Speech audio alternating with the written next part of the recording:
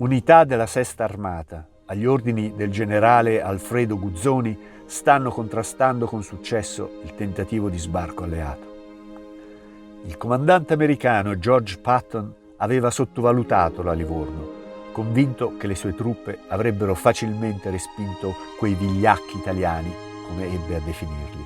Ma in capo a poche ore l'impeto di quei soldati, pure quasi privi di armi automatiche, senza copertura d'artiglieria e con pochi obsoleti carri armati, riuscì a far arretrare gli statunitensi fino all'abitato di Gela, travolgendo le loro linee difensive.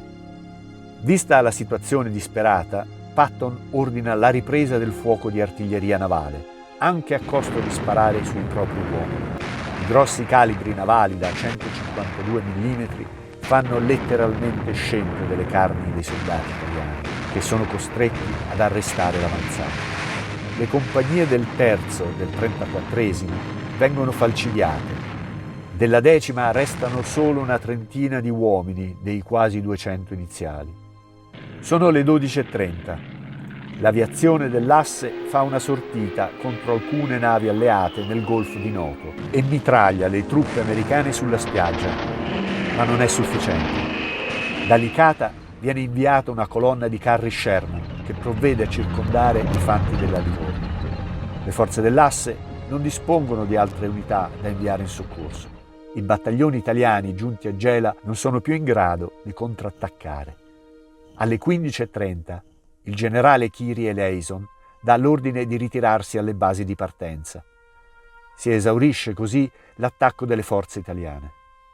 Un'ora più tardi la stessa sorte toccherà ai tedeschi.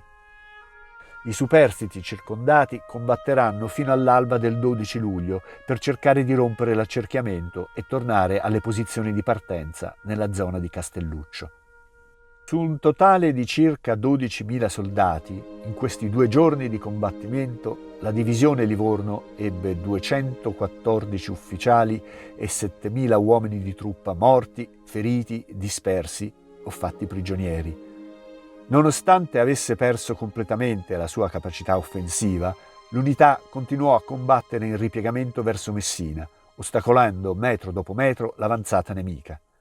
I resti della Livorno, circa 4.000 uomini, riuscirono ad imbarcarsi, raggiungendo la costa calabra alla metà di agosto del 1943. A quanto riferisce lo storico Alberto Santoni, Patton fu colto dal timore e diramò ai suoi persino l'ordine di prepararsi a un reimbarco. La circostanza fu poi negata dall'interessato e dal Pentagono.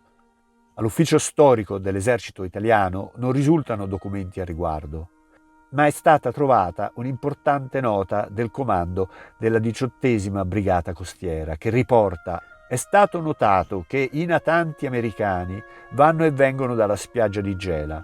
Si ha l'impressione che il nemico riprenda il reimbarco». Anche Raffaele Cristiani, un altro ufficiale reduce, riporta: «Fino a quel momento gli americani si erano sempre ritirati di fronte ai nostri battaglioni, tanto che ci fu un momento in cui sembrò che stessero per reimbarcarsi». Se è vero, come riportano varie fonti, che la Livorno stava per costringere gli americani alla ritirata nel settore di Gela, questo avrebbe potuto compromettere l'intera invasione.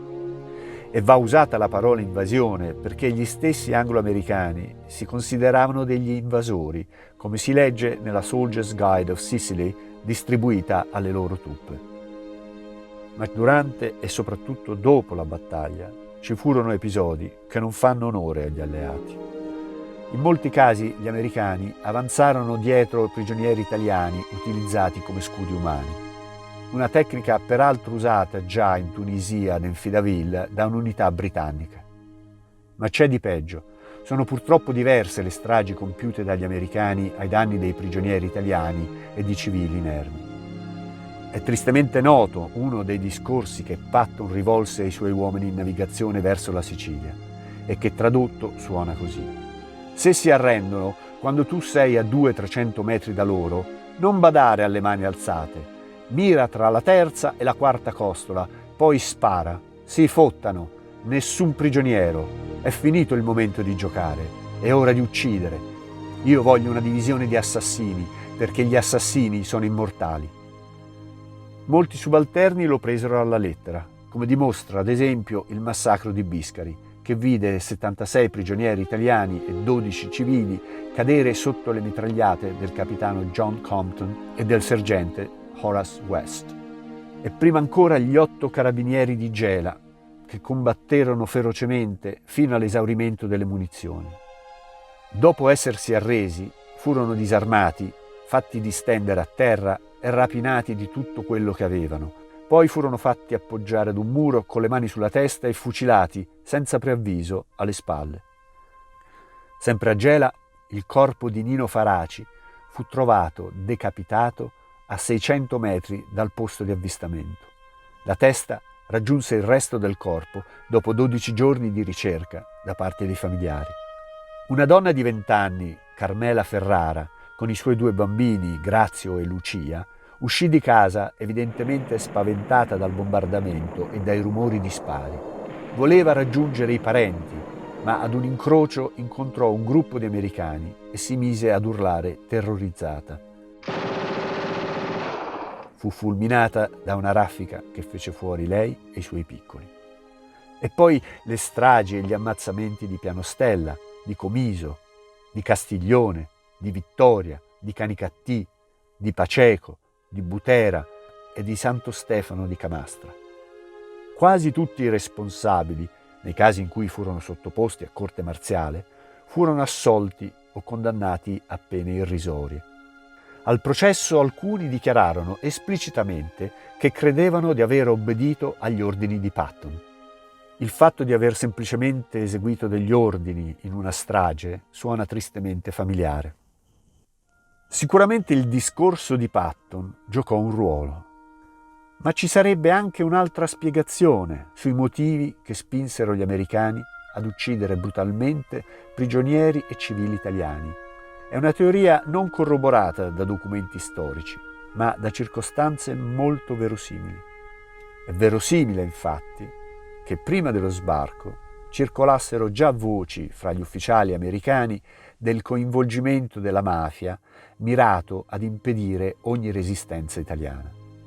Questi quindi non si aspettavano una reazione così decisa da parte dei soldati italiani e la cosa li indispettì al punto di vendicarsi, come sappiamo. Sono passati 2 giorni dall'inizio dello sbarco e su Gela è tornato il silenzio, un silenzio lugubre. Giacciono a migliaia i corpi insepolti dei soldati italiani che hanno combattuto disperatamente. Giace il corpo del tenente Navari, che continuò a far fuoco nei pressi della Matrice dal suo fragile carro armato Renault, destando persino l'ammirazione del vicino comando americano, finché non si accasciò sulle lamiere contorte e fumanti del suo mezzo, al quale aveva chiesto l'impossibile. Giace il corpo del maggiore d'artiglieria Artigiani, che perdette la vita in uno slancio di fraterna collaborazione con la fanteria. Giace il corpo del colonnello Mario Mona, che resistette ad oltranza di fronte alla preponderanza nemica per poi sparire nella mischia. Giace il corpo del sottotenente Luigi Scapuzzi, che si immolò a Leonforte per permettere ai suoi uomini di ripiegare. Giace anche il corpo del caporale maggiore Pellegrini, che lottò fino alla morte nel fortino di Porta Marina. E giacciono a mucchi, nel centro di Gela, i corpi dei soldati caduti da ambo le parti. Ma da quel mucchio furono poi rimossi in tutta fretta i corpi dei soldati americani, così che i fotoreporter di Life potessero fotografare solo i cadaveri dei soldati italiani. Quegli stessi soldati, vilipesi e male armati, che erano arrivati ad un passo dal ributtare in mare gli alleati in quei giorni di luglio del 1943.